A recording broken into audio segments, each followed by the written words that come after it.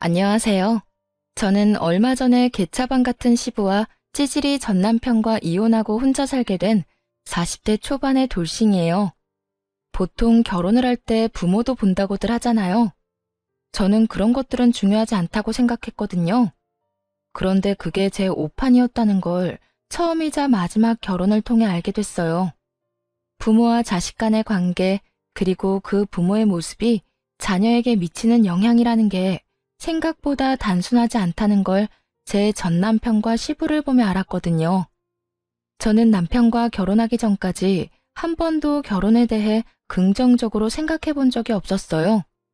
저는 쇼핑몰을 운영하면서 먹고 살 걱정은 없었고, 무엇보다 괜찮은 남자를 만나기 힘들었어요. 여자 혼자 사업을 한다고 하면 꼭 밥상에 숟가락만 얹으려는 남자들이 나타나거든요. 그래서 그런 남자들 다 쳐내고 나니 남자를 못 믿겠더라고요. 그런 면에서 남편은 절대로 제 일에 간섭하려는 행동은 없었어요. 다만 저희 부모님은 시부와 관계가 그리 돈독하지 않았던 남편의 모습을 보고는 저와의 결혼을 꺼려하셨어요.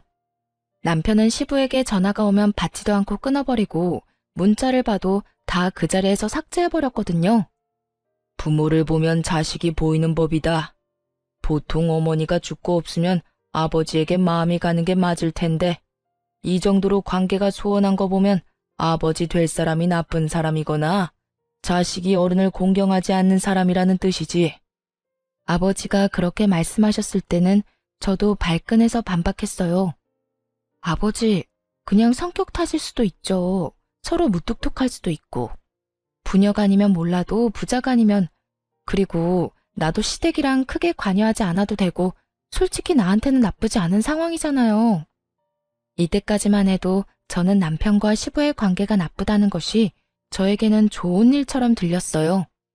주변 친구들에게 시댁 사람들에 대한 이야기를 들을 때마다 난 저렇게 못 산다며 고개를 절레절레 젓고는 했거든요.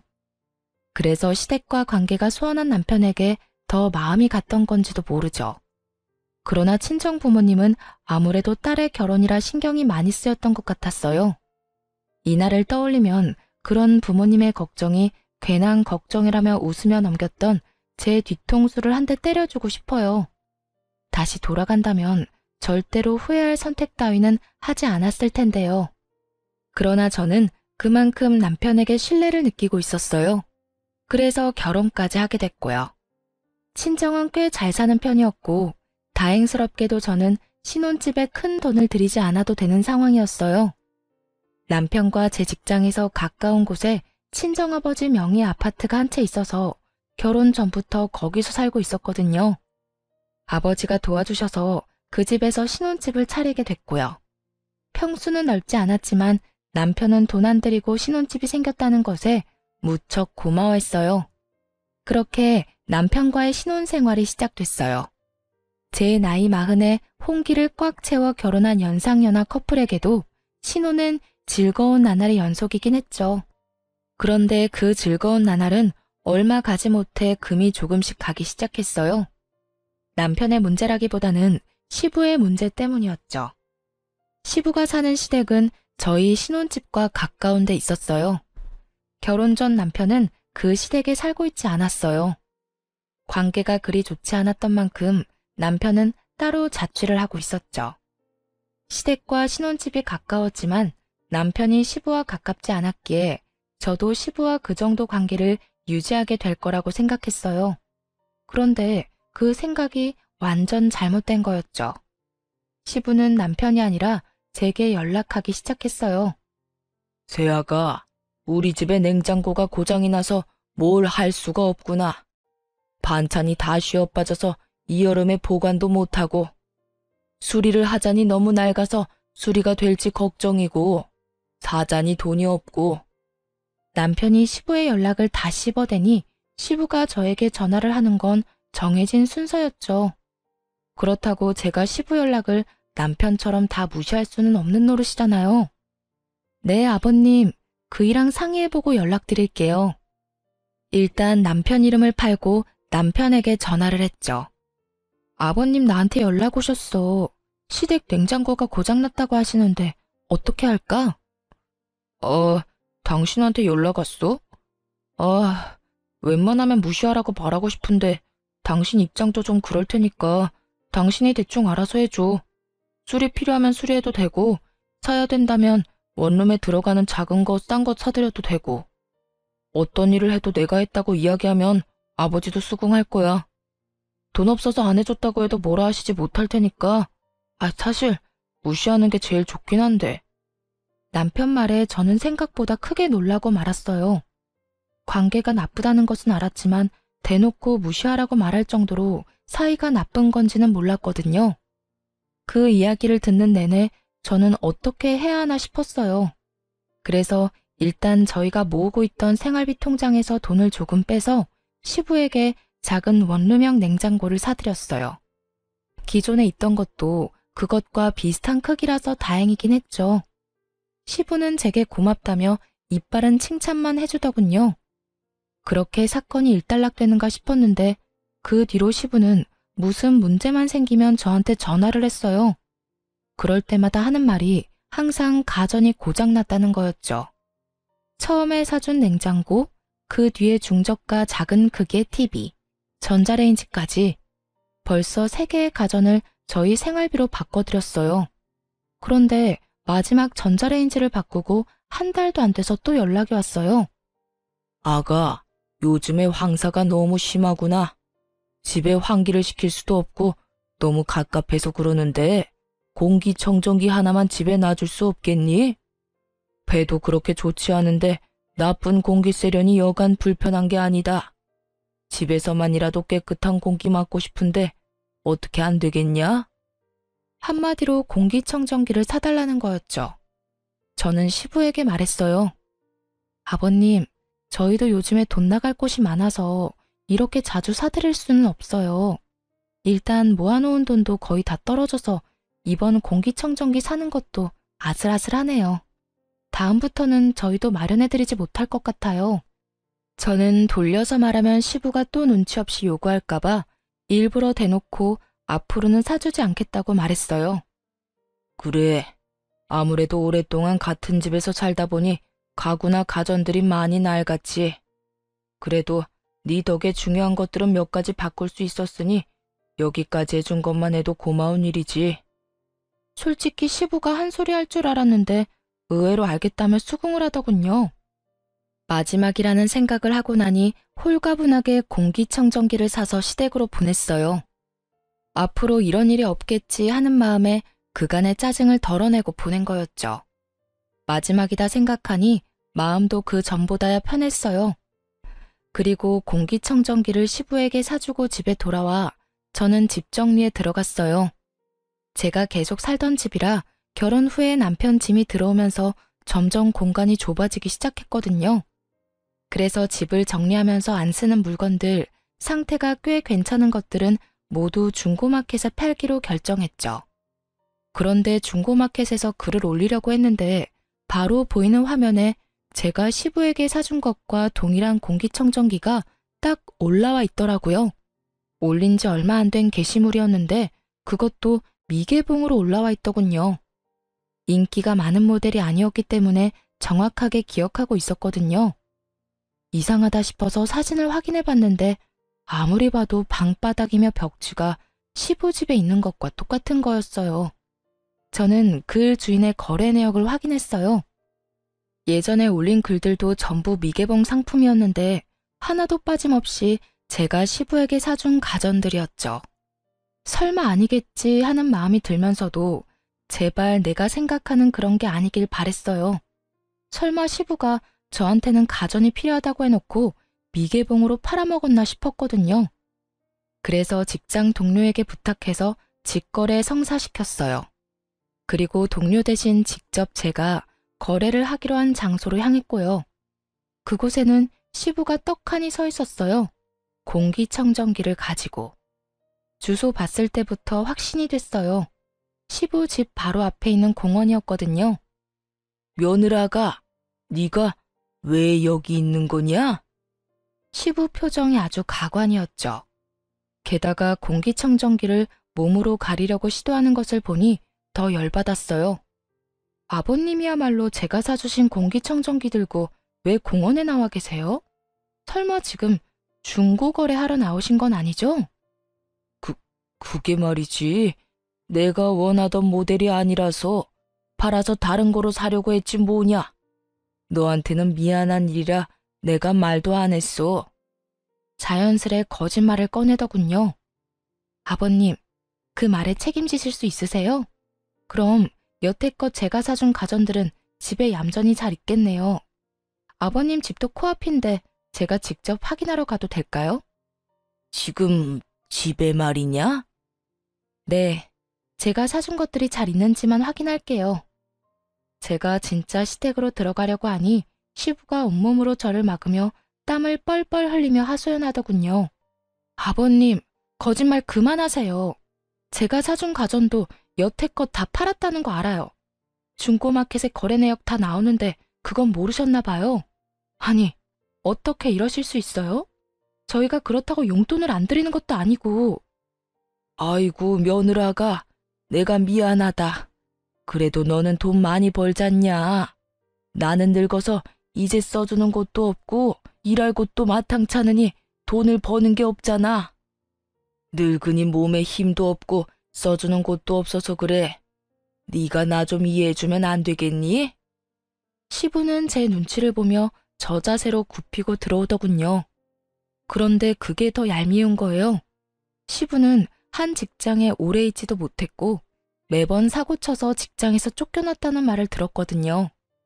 쫓겨나는 이유는 매번 돈 문제 때문이었고요. 돈을 벌려면 진득하게 일을 해야 하는데 그걸 못하고 가불이나 하고 성실하지도 못하니 매번 쫓겨나는 게 일상인 거죠. 그리고 그런 사람이었으니 이렇게 며느리 뒤통수를 치는 거였죠. 이해를 하고 말고를 떠나서 이건 신뢰의 문제잖아요. 돈을 마련하려고 저한테 거짓말을 몇 번이나 하신 거예요. 제가 얼마나 기가 막히는지 아시기는 하냐고요. 앞으로 이런 거 사드릴 생각 없으니 물건 사달라고 저한테 연락하지 마세요. 저희 남편한테 전화해서 용건 말씀하시고요. 누구는 돈이 남아 돌아서 사준 줄 알아요? 남편이야 어떻든 저라도 시부와의 관계를 좋게 만들어 보려고 했는데 결국 모든 것이 와르르 무너져 버렸어요. 그리고 시부가 들고 있는 공기청정기를 가져오며 말했어요. 어차피 필요 없는 물건이라고 했으니 제가 다시 환불할게요. 미개봉에 상자 안에 그대로 들어가 있으니 환불하기도 쉽겠네요. 아가, 그건 놔두고 가야지. 나도 돈이 없어서 팔려고 하는 건데 이것까지만 받고 나도 더 이상 너한테 사달라고 하지 않으마. 우물쭈물 그딴 말이나 짓거리는 시부를 보니 열이 받아 빽 소리쳤어요. 돈 필요하면 아드님한테 이야기하시라고요. 애꿎은 저한테 돈이며 시간 쓰도록 만들지 마시고. 그리고 매달 용돈도 드리고 연금도 나오시잖아요. 공과금도 남편 앞으로 날아오는데 그렇게 치면 저희가 얼마나 많은 돈을 대신 내드리는지 알고는 있으세요? 결국 참지 못하고 폭발한 제 말에 시부가 입을 꾹 다물더군요. 저는 낚아채듯 시부 손에서 공기청정기를 가져와 다시 차에 실었어요. 간다는 말도 없이 차에 물건만 실어 집으로 향했죠. 가는 내내 어이가 없고 열이 받아서 남편에게 전화했어요. 여보, 아버님이 오늘 내가 사드린 공기청정기 중고거래하다가 나한테 딱 걸렸거든? 아버님 도대체 왜 그러신데? 돈을 적게 드리는 것도 아닌데 왜 이렇게 사람 뒤통수를 치시는 거야? 거짓말을 왜 자꾸 하시는 거냐고. 아버지가 또 그랬어? 내가 할 말이 없다. 그렇다고 내가 당신한테 아버지랑 관계 끊으라고 할 수도 없고. 아버지가 좀 그래. 돈도 밝히시고 잔머리도 좀 굴리시는 편이지. 그래서 내가 연락을 안 받는 건데 당신한테 연락을 할 줄은 몰랐어. 사실 나한테도 몇 번이나 문자로 집 싱크대며 세면대며 고장났다고 연락 많이 왔거든. 내가 다 읽고도 무시했더니 당신한테 연락했나 봐. 처음부터 시부가 어떤 사람인지 왜 아버지 연락을 무시하는지 자세히 설명해줬더라면 저도 시부에게 당하지는 않았을 거예요. 물론 처음 한두 번이야 며느리가 시부에게 해줄 수 있는 일이었지만 그마저도 시부에게는 저에게 사기를 친 거나 마찬가지인 일이잖아요. 제가 물어볼 때는 아무것도 아니라며 설명해주길 꺼려했던 남편이 제가 당하고 나서 이런 이야기를 하는 게 참 답답하고 짜증이 나서 한마디 했어요. 그런 거면 미리 말을 해줬어야 알지. 당신만 알고 있으면 어떡하냐고.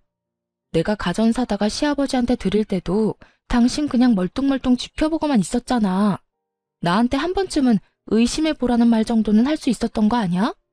솔직히 몇 번이나 내가 당신한테 이야기했는데 당신은 알아서 하라고만 했잖아. 아, 일단 알겠어. 앞으로 나 아버님 연락 안 받을 거고 받더라도 다 당신한테 넘길 테니까 그렇게 알고 있어. 저의 선의가 사기로 돌아왔다는 것에 너무 화가 난 저는 남편에게도 큰 실망을 했어요. 그리고 시부의 요구를 더 이상 들어주지 않도록 연락 자체를 차단하겠다는 제 말에 남편은 긍정도 부정도 하지 않았죠. 다만 그날 집에 가서도 불편한 기색을 숨기지 않았더니 남편도 제 눈치를 실실 보더군요. 그 뒤로 시부 연락을 몇 번 무시했더니 저한테 연락은 더 이상 오지 않았어요. 다만 남편에게 더 많은 연락이 간 모양이었어요. 저야 속 편해졌으니 시부에 대한 생각은 더 이상 하지 않았어요. 결혼하고 1년도 안 되어서 이런 일이 벌어져서 솔직히 화도 많이 났지만 그래도 더 이상 연락을 안 하게 됐으니 다행이라고 생각하기로 했어요. 초반에 잘 끊어냈다 싶었죠. 그렇게 몇 달간 참 조용한 시간이 흘렀어요. 시부에게 연락이 없으니 그냥 제 생활만 하면 돼서 마음도 편하고 좋았거든요. 그런데 그 평화로운 시간은 모르는 번호의 연락 한 통으로 다시 와장창 무너졌어요. 저는 폰이 2대가 있어요. 한 대는 개인적으로 사용하는 폰이었고 한 대는 사업용으로 사용하는 회사 폰이었죠. 그리고 회사 폰으로는 모르는 사람들 연락도 자주 오는 편이었어요. 여느 때와 다름없이 모르는 연락처로 온 번호를 받았더니 어떤 중년 남자의 목소리가 들렸어요. 혹시 전화 받으신 분이 이종길 씨 며느리 되십니까? 시부 이름을 대는 남자 목소리에 저도 깜짝 놀랐죠. 예, 제가 며느리 되는데 누구세요? 아, 저는 이종길 씨하고 사고가 난 사람인데요. 이종길 씨가 자전거를 몰고 오다가 저를 치었어요. 자전거 전용 도로도 아니고 갑자기 골목에서 튀어나와서 사람을 치는데 병원에 가야 해서 합의금이라도 받으려고 하니 돈이 없다면서 자식들한테 연락하라고 하지 뭡니까? 아들은 전화해도 한 통도 받지를 않으니 결국 며느님한테 연락한 겁니다. 시부가 자전거로 사람을 쳤다기에 깜짝 놀라서 말했어요. 몸은 괜찮으세요? 이로 어째. 일단 저희 아버님 좀 바꿔주시겠어요? 그래, 나다. 이런 일로 연락해서 미안하구나. 다짜고짜 미안하다는 말을 꺼내는 시부에게 제가 말했죠. 아버님, 사고 난 거 어떻게 하기로 하셨어요? 상대방이 많이 다쳤나요? 병원에 가봐야 할 것 같은데 일단 50만 원만 좀 빌려줘라. 내가 차용증이든 뭐든 쓸 테니까. 지금 당장 이 사람하고 합의는 해야 하지 않겠니?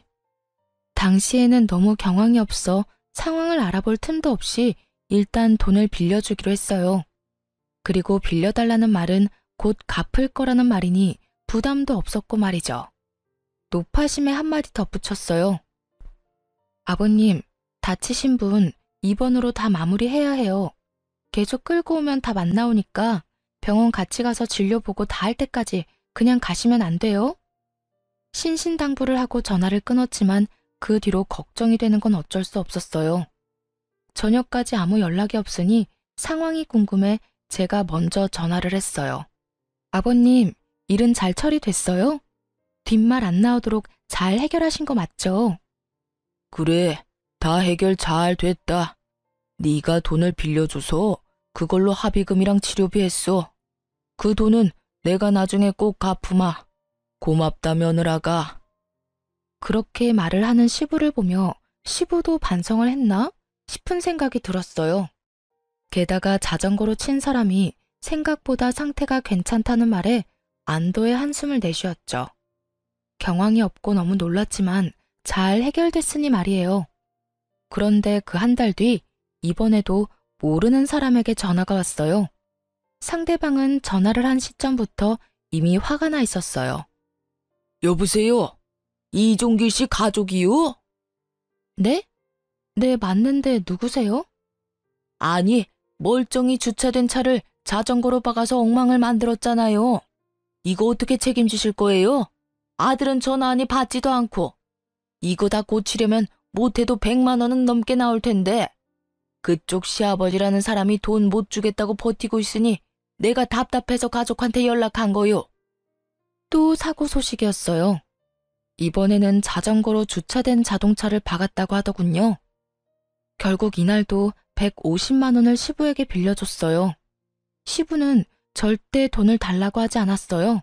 빌려달라고 했을 뿐이지. 그러니 뭐라 할 수도 없고 괜히 짜증나고 열받는 마음에 남편에게 전화해서 화냈어요. 여보, 아버님이 자전거 타고 다니면서 여기저기 사고 엄청 내고 다니는 거 당신 알아? 뭐? 그런 일이 있었어? 나야 모르지. 전화는 안 받았으니까. 그리고 요즘에는 나한테 연락도 안 오시던데. 모르는 번호로 연락 한 번도 안 왔어? 당신한테 전화했었다는데? 당신이 전화 안 받아서 나한테 전화하는 거라고 그랬는데? 그 말을 들으니 더 화가 났어요. 당연히 이런 일이 생기면 아들한테 연락하는 게 정상이잖아요. 이 시부는 아들한테는 씨알도 안 먹힐 걸 알고는 저한테만 연락을 한 거예요. 아버님이 나한테 빌려가신 사고 합의금만 200만 원이야. 그거 분명히 빌려달라고 해서 빌려드린 거고. 그런데 처음엔 빌려간 돈도 안 갚고 벌써 두 번째 사고 합의금도 빌려가셨거든? 돈 안 갚으실 것 같으니까 당신이 어떻게 좀 해봐. 아, 당신도 너무하네. 돈도 잘 벌면서 그 정도도 못해줘? 너도 가만 보면 사람이 인정머리가 없어. 뭐? 아버님 무시하라고 한 사람이 누군데 이제 와서 인정머리 타령이야. 그래서 가정 갖다 팔아버린 건 안 돌려받았잖아. 그거라도 악착같이 돌려받을 걸 그랬어. 그리고 당신 아버지가 사고친 걸 왜 내가 해결해야 하는데? 내가 당신이랑 결혼했다고 해서 당신 아버지가 진짜 내 아버지가 된 것도 아니고. 그렇게나 아버지 생각하면 당신이 알아서 다 해야지. 여태껏 시아버지 연락 다 씹어놓고 모른 척한 사람이 할 말은 아니지. 왜? 너도 결혼하니까 없던 효심이 막 생기고 그래? 와이프한테 대리호도 시키고 싶냐? 제 말에 남편놈이 기가 차다는 듯이 쳐다보더군요. 제가 틀린 말을 한 건 아니잖아요. 남편이 시부에게 어떻게 행동하는지 제가 싹 다 봤는데 이제 와서 효자 노릇을 하려고 하는지. 됐다 됐어. 내가 당신이랑 무슨 말을 해? 돈을 잘 벌면 뭐해? 인간이 안 됐는데. 가족 소중한 줄도 모르고. 그딴 말을 짓거리며 남편이 쾅 문을 닫고 나가버리더군요. 완전 어이가 없었어요. 화를 낼 사람이 누군데 지가 화를 내요? 저도 빈정이 상할 대로 상했고 거의 2주가 넘도록 남편과 냉전을 유지하고 있었어요. 당연히 이 상황이면 남편이 고개를 숙이고 들어와야지 제가 사과를 할 필요가 없잖아요. 그런데 그렇게 남편과 싸우고 2주 뒤 시부에게서 또 한 번 연락이 왔어요. 아가, 내가 이렇게 계속 연락하니 미안하구나. 다른 게 아니라 내가 걸어가다가 사람하고 부딪혔는데 그 사람 핸드폰이 박살이 났어. 100만 원은 넘게 필요할 것 같은데 어떡하지? 이쯤 되니 합리적인 의심이 들더군요. 사고가 이렇게 연달아 날 수가 있을까요? 저는 냉정하게 시부에게 말했죠. 아버님, 그러면 일단 폰 들고 수리센터 가셔서 수리를 먼저 하고 있으세요. 제가 그쪽으로 가서 직접 확인하고 수리비 드릴게요. 저는 직접 가기로 했어요. 여태껏 전화로만 상황을 전달받았을 뿐 그게 진짜로 있었던 일인지는 몰랐잖아요. 그래서 확인을 하기로 했어요. 그랬더니 시부가 화들짝 놀라 그러더군요. 네가 직접 오려고? 근데 파손 정도가 심해서 사야 할 것 같은데 수리로는 안 될 것 같아. 그러면 그 파손된 폰 꼭 들고 대리점으로 가세요. 제가 확인하고 구매해드릴 건지 말지 결정할게요. 그렇게 말하니 시부도 잠깐 망설이더니 주소를 하나 알려주더군요. 그 주소가 적힌 곳으로 갔더니 시부와 제 또래의 남자가 거기 서 있는 것이 보였어요. 제가 도착하기 직전에 시부와 그 사람을 보았는데 딱 봐도 두 사람 거리가 가까운 것이 모르는 사이처럼 보이지 않더라고요. 아버님, 저 왔어요. 이쪽 분이 사고 난 상대방이세요? 네, 어르신이 제 폰을 박살내서 제가 가져왔어요. 화면이 완전히 깨졌고 터치도 먹통이에요. 제가 봤을 때 수리는 의미 없고 새로 사야 할 것 같거든요. 요즘에 나오는 걸로요. 딱 봐도 옛날 모델의 폰이었어요. 그걸 요즘 모델로 바꾸겠다는 남자를 보니 기도 안 차더군요. 그렇지만 오늘만큼은 그냥 해달라는 대로 해줄 생각이었어요. 화장대 깊숙한 곳에 모셔뒀던 그 카드를 가져왔으니까요. 남편이 결혼 직후 만들었던 신용카드였는데 실물 카드로는 안 쓰고 페이로만 쓰다 보니 진짜 카드는 안 들고 다녔거든요. 그걸로 저 남자가 원하는 걸 결제해줄 생각이었어요. 괜찮아요. 카드로 일시불로 구매해드릴 테니까요. 현금만 보내주다가 카드로 결제하니 시부가 약간 당황하더군요. 이번에도 현금을 받을 줄 알았나 봐요. 그런데 시부가 상대방 남자의 눈치를 좀 보더라고요. 아마 현금으로 나오면 둘이서 나눠받을 생각이었던 모양이었는데 제가 카드를 긁으니 생각한 대로 일이 돌아가지 않아서 그런 듯 싶었어요. 게다가 시부는 얼마나 당황했는지 손에 들린 서류를 숨길 생각도 안 하더군요. 일상생활 책임 손해보험을 탈 수 있는 서류요. 신청서랑 견적서 뭐 이런 것들이었는데 그걸로 보험 타면 자기 부담금 빼고 다 나오는데도 저한테 돈을 뜯으려는 속셈인 게 다 까발려진 거죠. 그전에도 그랬을지도 모르죠. 며느리한테 현금 받아가고 또 보험까지 타먹은 거면 보험 사기는 아니지만 며느리한테 사기친 거나 다름없고 저 상대방까지 한통 속이면서 서로 돈 나눠 먹으려고 공사친 거면 보험회사와 며느리 둘 모두에게 사기친 거니까요. 그렇지만 이번에는 그렇게 화가 많이 나지는 않았어요. 남편 신용카드로 결제하는 거라서요. 결제를 하고 나니 시부와 사고 당사자는 급히 가봐야 한다며 저를 두고 나가더군요. 그리고 시부와 헤어진 바로 직후에 남편에게 전화가 왔어요. 응, 나야. 이거 뭐야? 180만 원? 당신 지금 어디서 뭐해? 아버님이 다른 사람 핸드폰 파손시키는 바람에 그거 수습하려고 나와 있지. 원래 수리하려고 생각했는데 상대방 분이 수리해도 안 될 것 같다고. 새로 사야 할 것 같다고 해서 내가 당신 카드로 결제했어. 왜? 문제 있어? 아니, 그걸 왜 내 카드로 사는데? 그럼 왜 내가 계속 돈을 내야 해? 당신 이상하네. 원래라면 아버님이 친 사고 당신이 수습하는 게 맞는 거 아니야? 나는 며느리 집 딸이 아니잖아. 며느리는 가족 아니야? 너 이렇게 성격 못된 애였어? 돈 뒀다 뭐 하게. 너 잘 벌잖아. 그 정도면 네 선에서 해결할 수 있었던 거 아니야? 그러니까 내가 왜 해결해야 하냐고. 당신이 신경도 안 쓰는 아버님 왜 나한테 다 맡겨? 한두 번이 아니잖아, 한두 번이. 당신이 언제부터 효자였어? 나한테 신경 쓰지 말라고 하더니 왜 또 갑자기 못해줬다고 난리야. 잘해주고 싶으면 네 돈으로 잘해드려. 그리고 내가 네 가족이 원할 때마다 돈 인출해줘야 하는 통장이야? 어디서 사람을 호구 취급하고 난리야? 내가 이 땅 꼴 보려고 너랑 결혼한 줄 알아? 너 말 잘해. 너 돈 많다고 언제까지 내가 너한테 굽실거려야 하는데? 이런 식이면 나 너랑 못 살아. 굽실거린 적 없던 남편놈이 이딴 말을 꺼내니 진짜 기가 차서 열이 얼굴로 확 오르더라고요. 살지 마. 누구는 이렇게 살고 싶겠어? 그리고 네가 언제 나한테 굽실거렸어? 이런 식이면 못 산다고? 내가 할 말이다 이놈아. 해 이혼.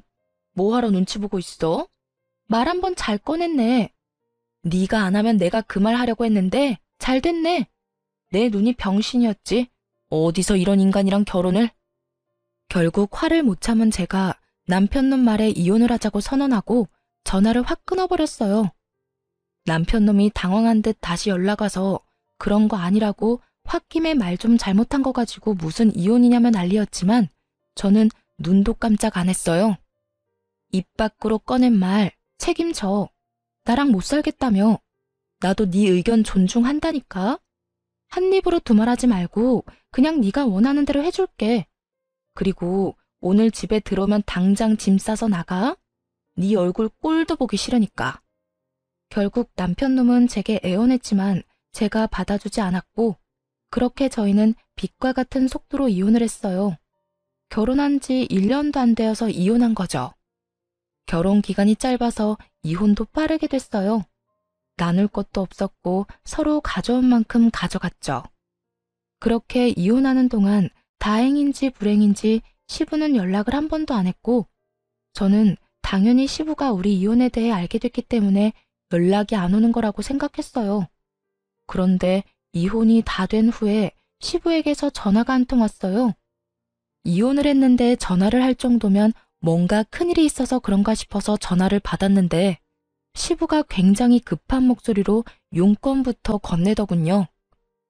아가, 내가 급해서 그러는데 돈 좀 빌려줄 수 없겠냐? 아들 녀석이 전화를 안 받아서 그래. 내가 실수로 외제차를 박았는데 차주가 500만 원이나 달라고 하네. 너도 알다시피 내가 그 큰 돈이 어딨냐? 내가 믿을 사람이 너뿐이라 그래. 가족 좋다는 게 뭐냐? 이럴 때 돕는 거지.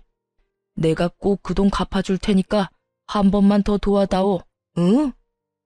말하는 이야기를 들어보니 저희 부부가 이혼했다는 것도 전혀 모르고 있는 눈치였어요. 그때 저는 좋은 생각이 났어요. 아버님, 제가 예전에 빌려준 돈 200만 원이요. 그것도 빌려가시고는 안 갚으셨잖아요. 그거 먼저 갚아주지 않으시면 더 이상 돈은 못 빌려드려요. 여태껏 빌려준 돈도 갚지 않는데 제가 뭘 믿고 500만 원이라는 큰 돈을 빌려드려요? 앞에 빌려준 거 갚으시면 또 모를까. 200만 원을 갚으라고? 당장 돈이 없어서 전화를 했는데 돈을 내놓으라니. 못 갚으실 것 같으면 저도 500만 원은 못 빌려드려요. 그럼 전화 끊을게요. 아, 아니다. 내가 지금 200만 원 보낼 테니 그거라도 빌려다오. 시부는 얼마나 급했는지 허둥지둥 제 계좌로 그때 빌려간 200만 원을 보냈더군요. 저는 돈이 들어온 걸 확인하고 돈부터 다른 계좌로 보냈어요. 급했는지 시부가 다시 전화와서는 한 번 더 저를 재촉하더군요. 지금 돈 보냈으니까 확인해보고 500만 원 지금 당장 보내주거라. 차주가 지금 당장 돈 안 내놓으면 집에 가지도 못하게 할 판이라. 그런데 제가 가만히 생각해보니까 500만 원은 못 빌려드릴 것 같네요. 솔직히 아버님이 저 뒤통수 치신 게 한두 번은 아니시잖아요. 뒤통수라기보다는 거의 사기 수준이었는데. 그러니까 500만 원은 알아서 하시거나 제 전남편하고 이야기하세요. 뭐? 지금 무슨 말을 하는 거야? 전남편이라니? 저희 이혼했어요. 아버님 덕분에요. 여태껏 그것도 모르셨어요? 그래도 이 기회에 서로 주고받은 돈 확실하게 정리하게 돼서 다행이다 싶어요.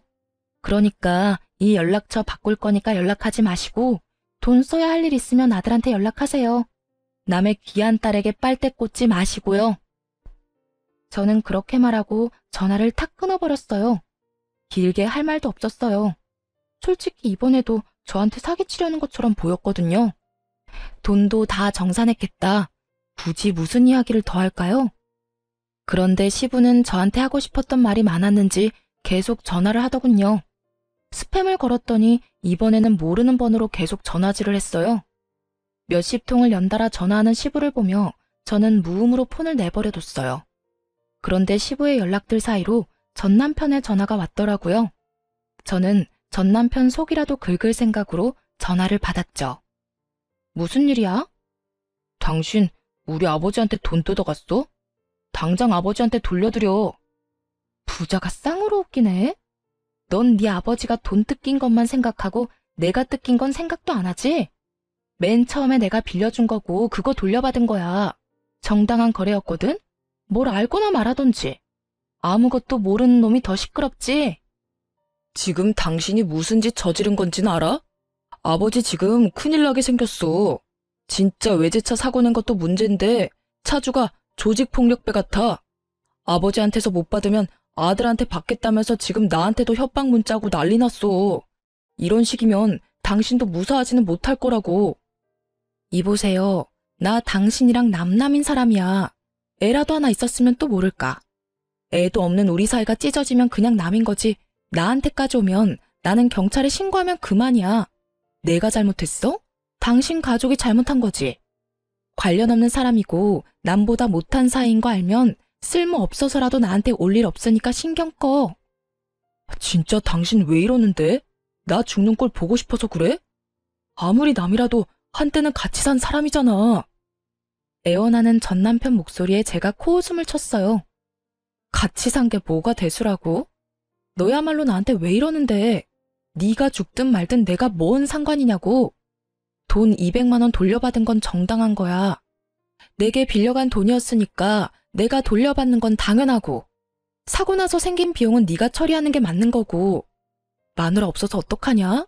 돈 대신 내줄 사람 없어서. 그러게, 있을 때 좀 잘하지. 잃고 나서 후회하면 다 무슨 소용이래? 어찌됐건 나는 이제 당신 집안이랑 상관없는 사이니까 이런 일로 전화하지 마라. 기분 더러우니까. 그렇게 전화를 끊고 나니 속이 다 시원하더군요. 나중에 전해 듣기로 결국 전 남편은 조폭 같은 남자에게 시부 대신 500만 원을 지급하며 돈을 날렸고, 저는 시부가 제게 빌려간 돈 200만 원을 고스란히 돌려받을 수 있었어요. 시부의 패착은 아들 부부가 이혼 상황이라는 걸 몰랐다는 거겠죠. 전 남편도 웃긴 게 이혼 전에는 시부를 가족으로 생각하니만이 이따위 망언을 짓거리더니 결국 이혼한다는 이야기조차 시부에게 알리지 않을 정도로 시부와 관계가 좋지 않았다는 점이에요. 본인은 불효를 해도 당연하고 와이프는 무조건 효도를 해야 한다는 전 남편의 생각이 고스란히 드러나는 부분이었죠. 그걸 보고 나니 마누라에게 대리효도 시키려는 천하의 나쁜 놈과 이혼하게 된 것이 제 일상에서 가장 잘한 일이 아니었나 생각하게 됐어요. 그렇게 전 남편과 이혼하고 2년 동안 일을 자식과 남편 대하듯 아끼며 열심히 키워나갔어요. 쓸데없는 시댁일에 신경을 덜 쓰게 되니 일에 탄력이 붙어서 매출도 많이 좋아졌죠. 그렇게 이혼 후 2년 동안 쉬지 않고 달려온 제게 전 남편의 재혼 소식이 들려왔어요. 바로 SNS를 통해서요. 청첩장 사진이 떡하니 올라왔는데 솔직히 상대방 여자에게 딱한 마음뿐이었어요.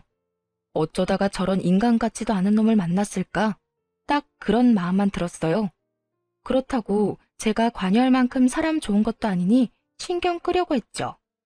그런데 여동생이 전 남편의 재혼 상대와 찍은 웨딩 사진을 보더니 엄청 당황하더라고요.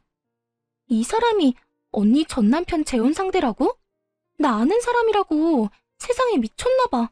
어떻게 이 사람이랑 결혼을 해? 왜 누군데? 너랑 친한 친구라도 돼?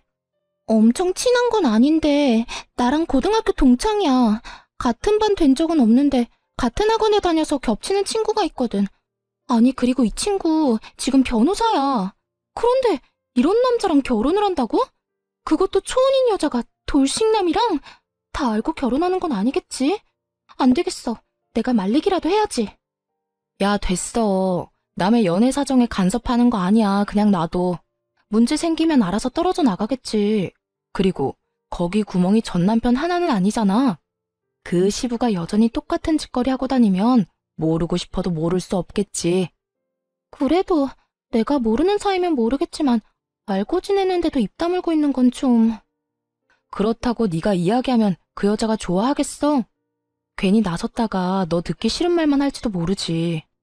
나도 안에서 새는 바가지가 밖에서 안 셀 리가 있겠어? 가만히 놔둬도 지 무덤 열심히 파고 있을 테니까. 인사만 하고 지내는 친구라도 그런 친구가 제 발로 지옥으로 걸어 들어가는 건 막고 싶었는지 여동생이 한숨을 푹 쉬더군요. 고민 좀 해봐야겠어. 이야기를 할지 말지. 그런데 한 달쯤 뒤에 전 남편의 계정에서 청첩장이 싹 사라졌어요. 웨딩 관련 사진들도 다 없어지고요. 무슨 일이 생겼구나 싶어 동생에게 연락해보니 자기가 말했다고 하더군요. 그 친구에게 제가 전 남편과 이혼하게 된 경위와 시부의 만행을 모조리 알려줬다고 하더군요. 특히 시부가 상대방과 짜고 사고 난 것처럼 꾸며서 저한테 합의금조로 돈 받아가고 그 후에 보험까지 타서 먹었다는 이야기를 했대요. 변호사니까 범법과 관련된 일에는 예민할 수밖에 없으니 그쪽으로 건드려봤다는데 그게 효과가 있었던 모양이더라고요. 처음에는 동생의 의도를 오해해서 꽤 미워했다고 하던데 그 뒤에 시부가 그 예비 며느리에게 사고가 났다며 돈을 달라고 했다더군요. 사람이란 게 의심이라는 게 한 번이라도 들기 시작하면 끝도 없이 생기기 마련이거든요. 설마 하는 마음으로 가득한데 거기서 시부가 도화선을 당겨버렸으니 그 예비 신부가 자세히 알아봤던 모양이에요. 당연히 시부는 저에게 했던 것과 똑같이 아는 사람과 짜고 예비 며느리에게 돈을 타고 보험금까지 타먹으려고 한 상태였고, 그 모든 사실을 알게 된 여자가 시부의 범죄 행동에 놀라 결혼식 직전에 전 남편과 파혼하고 시부를 보험회사에 보험 사기로 신고했다더군요. 전 남편은 결국 결혼 비용을 다 날리고 시부는 저와 전 남편이 이혼했던 시기에 보험 사기로 벌금형을 몇 번 받은 적이 있어서 결국 이번에는 실형을 살게 됐더라고요. 그 이야기를 듣는데 어쩜 속이 얼마나 시원하던지. 전 남편과 그 가족인 시부와 엮일 뻔했던 그 친구는 여동생을 찾아와 고맙다며 인사까지 하고 갔다고 해요. 의심하지 않았다면 자기도 모르게 선뜻 도와줄 뻔했다고 말이죠. 속이 시원한 저와는 달리 전 남편은 아주 속이 불편했던 것 같더라고요. 그 파혼 몇 달 뒤에 전 남편이 아주 화가 나서 저를 찾아왔더군요. 당신이 온 동네 내 소문 다 내고 다녔어? 설마 내가 재혼하는 게 짜증나서 내 재혼 막으려고 그런 짓 한 거야? 내 앞길이 그렇게 막고 싶었어? 이 나쁜 년아. 네가 뭔데 나한테 이런 짓을 저질러? 우리 이혼하고 남남인 거 잊었어? 그러면 내가 누구랑 뭘 하든 상관 말았어야지. 누가 누구 앞길을 막아. 뭘 착각하는지 모르겠지만 나는 네 앞길을 막은 게 아니라 그 여자 인생 살려준 거야. 내가 못하러 너 같은 놈 앞길을 막아. 알아서 나락으로 떨어질 놈을. 근데 가려면 너 혼자 가야지. 왜 애꿎은 여자를 끌어들여? 그리고 네가 파혼당한 게 나 때문이 아니지.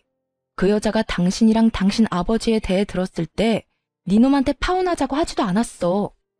오히려 그런 말을 한 사람을 더 의심했지. 근데 봐. 결국은 당신 아버지가 한 건 했잖아.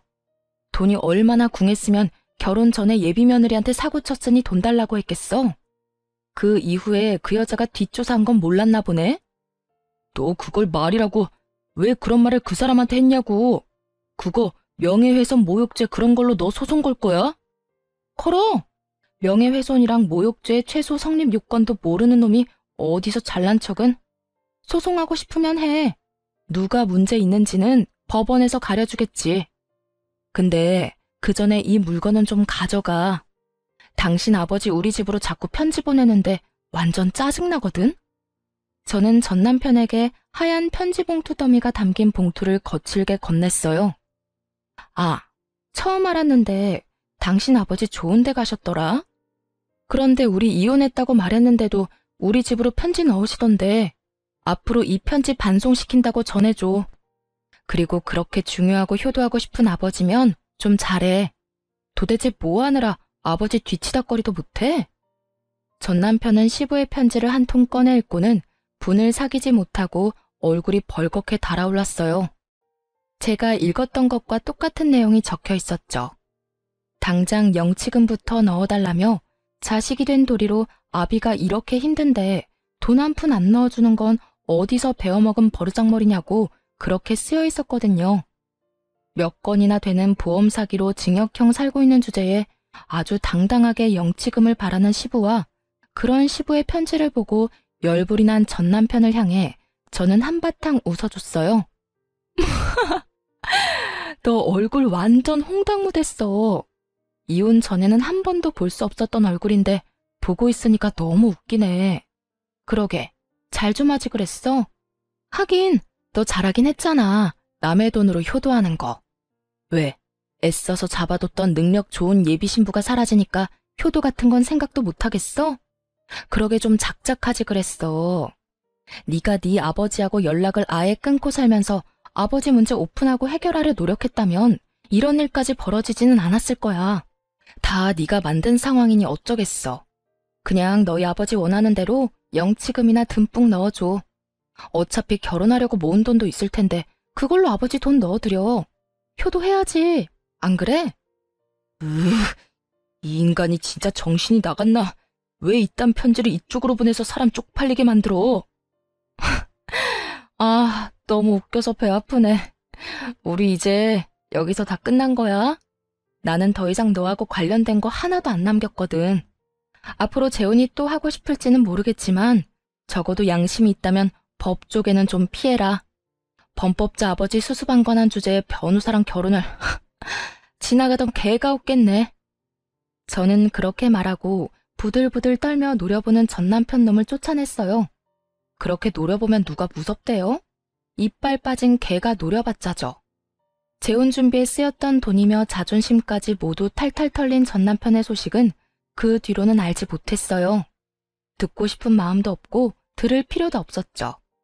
뼛속 깊이 새긴 경험 하나 알려준 놈으로 기억하고 있을 뿐이죠. 결혼 앞두고 계신 분들은 시댁 부모님 잘 보세요. 시부모를 보면 남편을 안다는 말이 거짓말이 아니었거든요. 옛말 틀린 말 하나 없다는 걸 깨닫고 저의 결혼 생활은 1년 반 만에 막을 내렸네요. 저의 실패를 경험 삼아 다른 분들은 실패하지 않으셨으면 하는 마음으로 제 이혼에 대해 길게 써봤어요. 시간 내서 글 읽어주신 분들 감사합니다.